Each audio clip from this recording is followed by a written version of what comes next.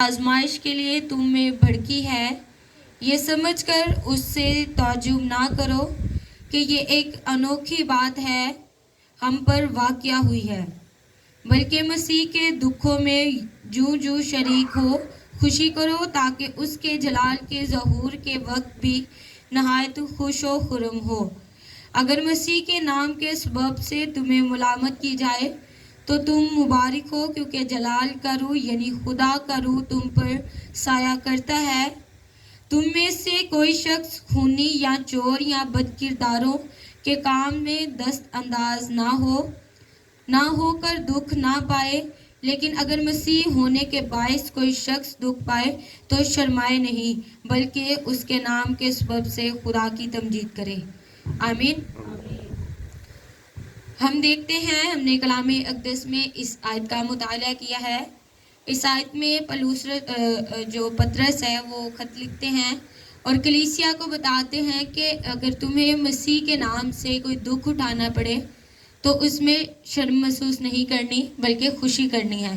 ایسے بہت سے واقعات ہمیں کلام اقدس میں سے ملتے ہیں جن میں خداوند یہ بھی فرمایا ہے کہ جب تمہیں لوگ میرے نام سے لعن طعن کرے تو تم خوشی منانا۔ ہم دیکھتے ہیں کہ یہ ایک قسم کی عزائر ثانی ہے۔ عزائر ثانی کی زندگی کیسے ہم پر آتی ہے؟ جب عزائر ثانی ہم پر آتی ہے تو ہم بے چین ہو جاتے ہیں۔ عزائر ثانی شروع سے ہی غیر مسیحی جو ہم مسیحی ہیں ان کو غیر مسیحوں سے عزائر ثانی کا سامنا شروع سے ہی کرتے آ رہے ہیں۔ ہم دیکھتے ہیں کہ ہم سے پہلے جو پیغمبر نبی تھے، یہاں تک کہ جب خداوند خود اس دنیا میں انسان بن کر آئے تو خداوند کو بھی عزائر ثانی کا سامنا کرنا پڑا۔ ہم دیکھتے ہیں کہ اس دنیا میں رہتے ہوئے عزائر ثانی دو طرح کی ہوتی ہے، ایک اخلاقی عزائر ثانی اور ایک مذہبی عزائر ثانی۔ اخلاقی عزائر ثانی کون سی ہوتی ہے؟ کہ جب ہم سے کھانے کا پرہیز کیا جاتا ہے، ہمارے ساتھ بیٹھنے سے پرہیز کیا جاتا ہے۔ اکثر ہمارے جو بچے ہیں جو تعلیمی اداروں میں جاتے ہیں ان کو اس بات کا بڑا سامنا کرنا پڑتا ہے کہ یہ کرسچن ہیں، یا کئی بار کہتے ہیں آپ ہم سے ہاتھ نہیں ملاتے، کیا ہم مسیحی ہیں؟ یہاں مسیحی تو دور کی بات، وہ ہمیں ایک الگ ہی نام سے پکارا جاتا ہے کہ ہم عیسائی ہیں۔ تو یہ ایک اخلاقی عزائر ثانی ہے۔ اب تو خداوند کا شکر ہے کہ ہمیں بہت سی اویئرنیس ہو چکی ہے کہ اس نام سے بہت کم پکارا جاتا ہے۔ اور دوسری عزائر ثانی ہے مذہبی عزائر ثانی۔ مذہبی عزائر ثانی جو کہ ہم ایک مسیحی ہوتے ہوئے غیر اقوام میں ہمیں اس عزائر ثانی کا بڑا سامنا کرنا پڑتا ہے۔ شروع سے ہمارے عبادت خانوں کو جلا دیا جاتا تھا، یہ ہوتی ہے مذہبی عزائر ثانی۔ مقدس کتابوں کی بے حرمتی کی جاتی تھی، جیسا کہ آج سے کچھ سال پہلے گوجرا میں یہ واقعات ہوئے کہ ہمارے عبادت خانوں کو جلا دیا گیا، ہماری مذہبی کتابوں کو جلا دیا گیا۔ تو یہ ہوتی ہے مذہبی عزائر ثانی۔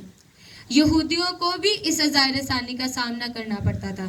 جو کوئی شریعت پر عمل کرتا تھا اس کو شاہی حکم کے مطابق قتل کر دیا جاتا تھا۔ اب بات ہے کہ ان حالات میں ہمیں کیا کرنا ہے؟ جیسا کہ میں نے پہلے آپ کو آیت بتائی کہ کلام خدا میں لکھا ہے کہ جب تمہیں لوگ میرے نام سے لعن طعن کرے تو خوشی منانا۔ جب میں خداوند کے خادم کو سن رہی تھی تو وہ بتا رہے تھے کہ آج تک ہم نے خداوند کے نام سے ایک تھپڑ بھی نہیں کھایا، کیونکہ خداوند کا شکر ہے کہ ہمیں کمیونٹی ایسی ملی ہے، ہمیں ماحول ایسا ملا ہے کہ آج تک ہمیں عزائر ثانی کا اخلاقی عزائر ثانی کا تو سامنا کرنا پڑا ہے، لیکن آج تک ہم اس طرح سے دکھ نہیں اٹھایا جس طور سے خداوند نے کہا ہے کہ اگر تمہیں میرے نام سے لوگ لعن طعن کرے تو تم خوشی منانا۔ ایمانداروں پر عزائر ثانی کیوں آتی ہے؟ کیونکہ کلام خدا فرماتا ہے کہ جب ہم پر عزائر ثانی آتی ہے تو ہم خداوند کی طرف راغب ہوتے ہیں، ہمارا ایمان مضبوط ہوتا ہے۔ کلام خدا یہاں تک فرماتا ہے کہ عزائر ثانی کلیسیا کا بیج ہے۔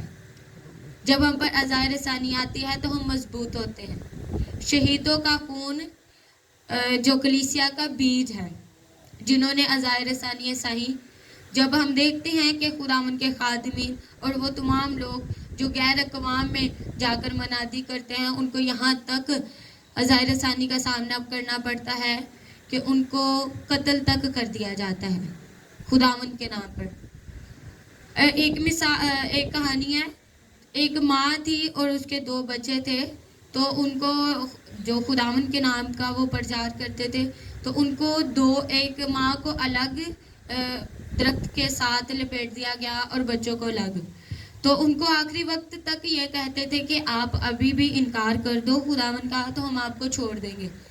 تو بچے اپنی ماں کی طرف دیکھ رہے تھے، تو ماں نے بڑی خوبصورت بات کہی کہ بیٹے یہ تو ہمارے جسم کو تباہ کریں گے، اور اگر آج ہم نے خداوند کا انکار کر دیا تو ہماری روح تک تباہ ہو جائے گی، اور ہماری جو روح ہے جو خداوند کے کلام کے مطابق لکھا ہے کہ وہاں ڈال دی جائے گی جہاں رونا اور دانتوں کا پیسنا ہے۔ آج تو ہم جسمانی موت مریں گے، لیکن اگر ہم خداوند کا انکار کریں گے تو ہم روحانی موت مر جائیں گے۔ تو اسی بات نے ان کو تقویت دی، ان کو زندہ جلا دیا گیا، لیکن خداوند کے کلام میں لکھا ہے کہ تم جان دینے تک وفادار رہے تو میں تجھے زندگی کا تاج دوں گا، اور یقیناً ہمارا خدا وفادار خدا ہے، اور خداوند فرماتے ہیں کہ تمہاری جنگ خون اور گوشت سے نہیں بلکہ ان روحانی فوجوں سے ہے جو آسمانی مقاموں پر ہے۔ ہم دیکھتے ہیں کہ عزائر ثانی جو کہ خداوند کے بندوں پر بھی آئی، جس کی بڑی مثال ایوب ہیں، جن کو یہاں تک کہ خداوند نے خود ابلیس سے کہا ایک جان اس کی نہ لینا، باقی جہاں تک تمہیں پہنچ آتی ہے اسے دکھ دے، اور میرا بندہ میرا انکار نہیں کرے گا۔ کتنی خوبصورت بات ہے کہ خداوند کو اپنے بندہ پر اس طریقے سے اعتماد ہے کہ جو کچھ مرضی ہو جائے میرا بندہ میرا انکار نہیں کرے گا۔ اور ہم اس کی زندگی پر غور کرتے ہیں کہ اس کے جب ایک دن میں 10 جنازے اس کے گھر سے اٹھے تھے، اور اس کو یہاں تک اس کے جسم کو دکھ پہنچایا گیا کہ اس کے لیے بیٹھنا اٹھنا کھانا پینا مشکل تھا، لیکن پھر بھی اس نے جب اپنی بیوی کے ساتھ اس کی بات ہوئی تو اس نے کہا کہ خداوند کے حضور سے ہم سکھ پائیں اور دکھ نہ پائیں۔ اور پھر اینڈ پہ جب اس کے سارے مال مویشی تباہ ہو گئے، اس کے بچوں کی ڈیتھ ہوگی، 10 جنازے جب اس کے گھر سے اٹھے تو اس کے منہ سے یہ الفاظ ہے کہ خداوند نے دیا خداوند نے لیا، خداوند ہی کا نام مبارک ہو۔ اور جب عزائر ثانی ہم پر آتی ہے تو ہم مضبوط ہو جاتے ہیں۔ عزائر ثانی ہمیں خداوند کا جلال ظاہر کرتی ہے، عزائر ثانی اٹھانا ہمارے لیے مبارک ہے۔ ہم دیکھتے ہیں کہ جب عزائر ثانی سے ہم گزرتے ہیں تو اس کے لیے اجر بھی بہت زیادہ ہے۔ جب ایوب نے بھی قائم رہے، اس نے عزائر ثانی کا اس قدر سامنا کیا تو خداوند نے اس کے لیے بہت بڑا اجر بھی رہا کہ اس کو دگنا تگنا نہیں بلکہ 10 گنا اس کو خداوند نے برکت دی۔ آئے ہم اپنے سروں کو جھکائیں اور خداوند سے دعا کریں کہ جب کبھی ہمیں ایسے مشکل حالات کا سامنا پڑ جائے تو ہم ثابت قدم رہیں، ایمان کی مضبوطی کو مانگیں گے اور کہیں گے اے خداوند ہمیں بھی اس حد تک ایمان کی مضبوطی عنایت کرنا تاکہ ہم بھی اپنی جان دینے تک وفادار رہیں، تیری وفادار بیٹے اور بیٹیاں بنی رہیں، کیونکہ خداوند کی بادشاہی میں داخل ہونے کے لیے ہمیں ان تمام مرحلوں میں سے گزرنا لازم ہے، کیونکہ خداوند نے خود فرمایا ہے کہ جب مصیبت کے دن آئے، جب لوگ تمہیں میرے نام سے لعن طعن کرے تو تم خوشی منانا۔ ہم سبھی اپنے سروں کو جھکائیں گے، دعا کریں گے کہ خداوند ہم اس دنیا میں رہتے ہوئے مصیبت اٹھاتے ہیں، اگر کبھی ہمیں اس مشکلات حالات کا سامنا بھی کرنا پڑ جائے تو تو ہمیں اپنی مضبوطی عنایت کرنا، کبھی بھی ہم ڈگمگانے والے نہ بن سکے۔ خداوند سے دعا کریں گے کہ خداوند ہمیں عقل حکمت دانائی عنایت کرنا، کبھی اپنی بیوقوفی کی وجہ سے کبھی ان حالات میں نہ پڑ جائیں، بلکہ جب بھی ستائے جائیں تو تیرے ہی نام سے ستائے جائیں۔ ہاللیلویا۔ مہربان قدوس خداوند لشکروں کے خداوند، اے خدائے عظیم، آسمان اور زمین کو خلق کرنے والے خدا، میں تیری بڑی شکر گزار ہوں کہ تو مجھ ایسی ناچیز نہ کمی ادنا اور دنیا کی رد کی ہوئی سے میرے خداوند کام لینا جانتا ہے، کیونکہ واپس مانی تو وہاں سے بھی काट लेता है जहाँ नहीं बोता, और वहाँ से भी इकट्ठा कर लेता है जहाँ पर नहीं बखेरता। आज मैं तेरी शुक्रगुजारी करती हूँ कि तूने इन जानों में मुझे इस्तेमाल किया। मैंने तेरे कलाम अक़दस में से इन तमाम के लिए बयान किया है मेरे खुदावंद। इनको वापस मानी, जबकि हम सब गैर अक़वाम में जाकर काम करते हैं मेरे खुदावंद। हम सबों को संभालना, हमारे उन तमाम बच्चों की हिफाजत निगरानी करना जो गैर अक़वामों में तलीमी इदारों में तालीम हासिल करते हैं मेरे खुदावंद। कभी भी कोई ऐसा काम ना हो जिससे मेरे खुदावंद तेरे नाम की तहकीर हो मेरे खुदावंद, बल्कि जब भी सताए जाए तो वापस मानी तेरे नाम से सताए जाए, और मेरे खुदावंद खुशी मनाए, शादमान हो मेरे खुदावंद, क्योंकि हमारे लिए इसके इवज़ बहुत अजर है मेरे खुदावंद।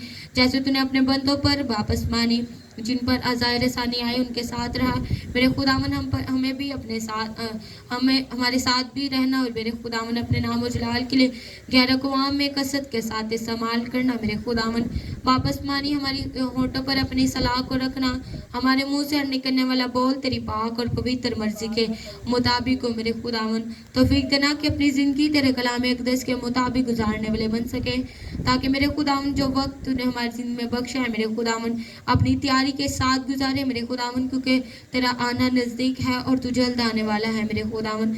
हमें वापस मानी तैयार करना मेरे खुदावंद, क्योंकि मेरे खुदावंद हमने बहुत से गुजरे साल, गुजरे दिन, गुजरे महीने तुझसे दूर गुजारे हैं, अपनी ख्वाहिशात को पूरा किया है, लेकिन फिर भी तूने हम पर ये फजल, ये रहम, ये तरस किया है कि मेरे खुदावंद एक और नया दिन हमारी ज़िंदगी में बख्शा है।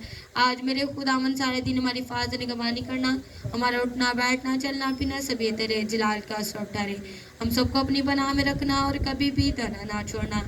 मांग लेती हूँ हमेशा की तरह आप ही खिलौते अपने नजात दहिंदा खुदावंद यीशु मसीह के नाम में, आमीन। आए मेरे बाप तुझे आसमान पर है, तेरा नाम पाक माना जाए, तेरी बादशाही आए, तेरी मर्जी जैसे आसमान पर भी होती है ज़मीन पर भी हो। हमारे रोज़ की रोटी आज हमें दे, और जिस तरह अपने कर्जदारों को बख्शते हैं तो हमारे कर्ज में बख्श, हमें आजमाइश न पड़ने दे बल्कि बुराई से बचा, क्योंकि बादशाही कुदरत जलाल हमेशा तेरे हैं, आमीन। खुदा